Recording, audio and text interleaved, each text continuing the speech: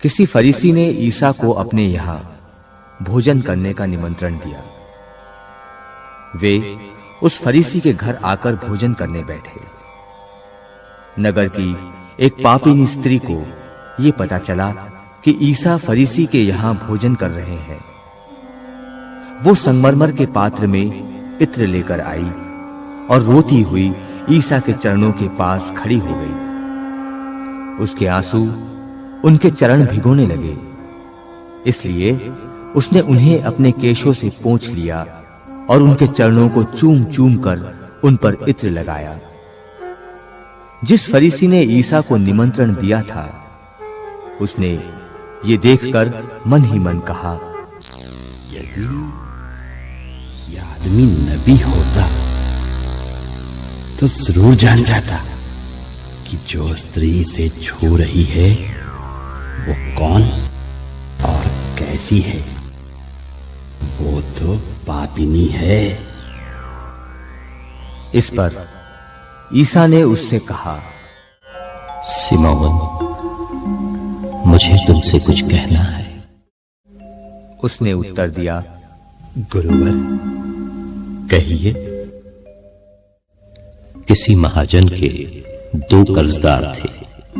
एक 500 दिनार का ऋणी था और दूसरा 50 का। उनके पास कर्ज अदा करने के लिए कुछ भी नहीं था,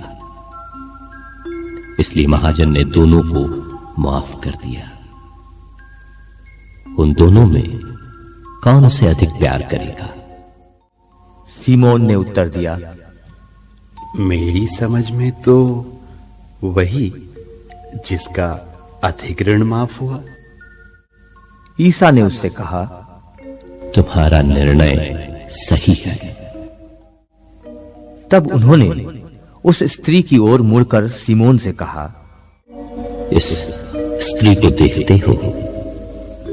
मैं तुम्हारे घर आया, तुमने मुझे पैर धोने के लिए पानी नहीं दिया, पर इसने मेरे पैर अपने आंसुओं से धोए और अपने केशों से पोंछे। तुमने मेरा चुंबन नहीं किया, परंतु ये जब से भीतर आई है मेरे पैर चूमती रही है।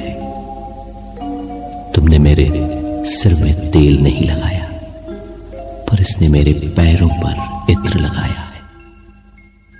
इसलिए मैं तुमसे कहता हूं, इसके बहुत से पाप क्षमा हो गए हैं, क्योंकि इसने बहुत प्यार दिखाया है।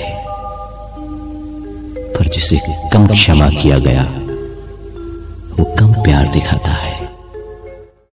तब ईसा ने उस स्त्री से कहा, तुम्हारे पाप क्षमा हो गए हैं। साथ भोजन करने वाले मन ही मन कहने लगे, ये कौन है जो पापों को भी क्षमा करता है? पर ईसा ने उस स्त्री से कहा, तुम्हारे विश्वास ने तुम्हारा उद्धार किया है। शांति प्राप्त कर